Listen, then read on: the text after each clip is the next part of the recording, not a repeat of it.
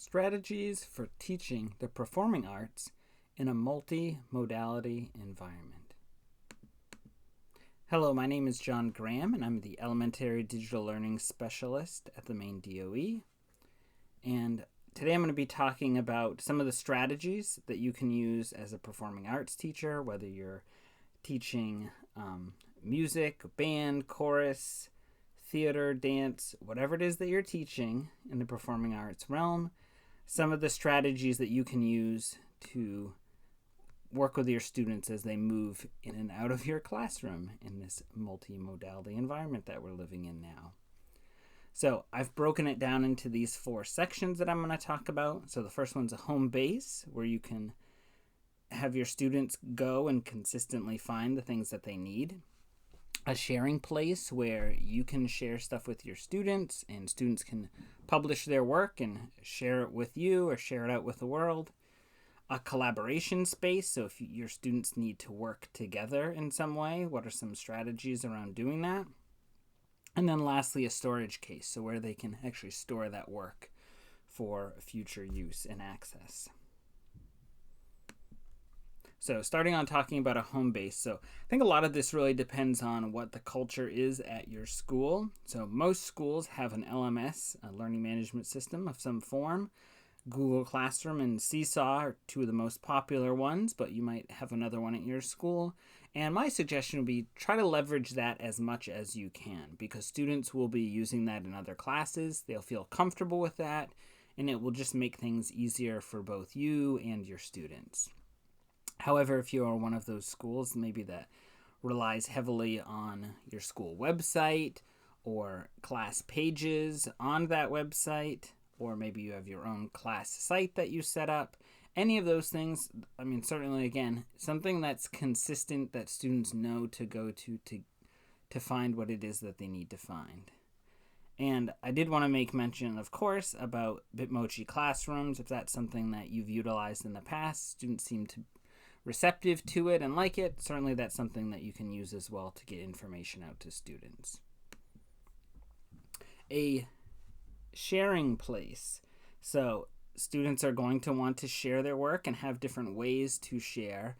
So 2 tools that I would point to. One is Flipgrid, which is a great way for students to record auditions or just kind of sharing updates on their work so a teacher could see, listen, hear, and then provide them feedback, whether written or an actual video recording as well. So that can be really helpful. And Flipgrid is awesome because you can actually open it up to the class as well, if you would want to. So you've got those different tiers built in there.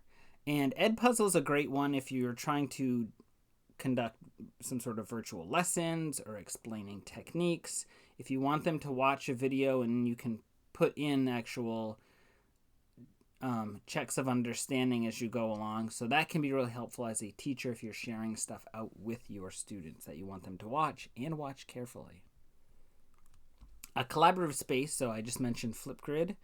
On the last one, so I was saying if you open it up, a class could see other students' work in progress, and that could be really beneficial for all parties involved. If they're seeing how people are coming along, what they're working on, that can be really fantastic. And if there's audio recording software that you have access to, such as GarageBand, if you have MacBooks or iPads, Soundtrap, which is licensed software that some school districts purchase, those are just fantastic ways that students can actually record their work and they could share them with one another. Soundtrap has really nicely built-in collaboration pieces, but students could certainly compile things and combine things asynchronously as well. So I think both of those options, but getting students to be working together even if they're physically apart is really important. And then lastly, talking about a storage case. So depending on what you have access to at your school, things like Google Drive, YouTube, and other platforms often have really robust storage capacities.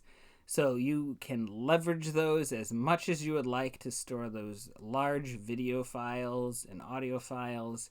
And what's nice is if you have them in a consistent place, whether it's a student's Google Drive or a class Google Drive, they can be searched and pulled back up easily. So if you're having your students build a portfolio, or you want to, bring an audio clip back for some end of the year thing, it's very searchable in most of those platforms. So these are just a few strategies that I hope people would find useful as they're working with students in this multimodality environment that we're working in as educators. And again, my name is John Graham. I'm the Elementary Digital Learning Specialist. If you have any questions about how to integrate technology or use some of these tools within your performing arts class, please feel free to reach out to me at any time.